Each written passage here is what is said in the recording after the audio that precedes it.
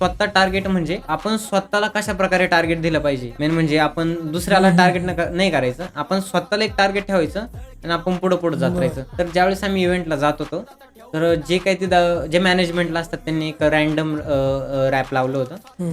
अरे यार म्हटलं, आपण जर जातोय तिथं आपलं वाजायला पाहिजे, दुसऱ्याचं काय वाजतंय. आदित्य हे तुझे फॅन आहे, त्यांना म्हणजे त्यांनी फक्त मला सांगितलं का ही तुझी फॅन आहे, फॅन आहे. हा तिला तुला भेटायचंय, पण तो पण तिला माहित नव्हतं. तिला माहिती नव्हतं.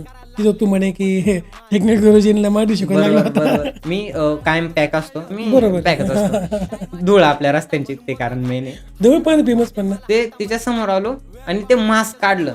हम्म. मास्क काढलं, तिची रिॲक्शन अशी होती ना, जर आदित्य सोशल मीडिया क्रिएटर नसतं हम्म, तर काय करत. काहीतरी क्रेझी करू. जेवढे ऍपलचे जे प्रोडक्ट्स होते, फक्त आयफोनच नाही, जेवढे सगळे ऍपलचे प्रोडक्ट्स, आम्ही त्याच्यावर पहिलं तर माझा फोटो लावला.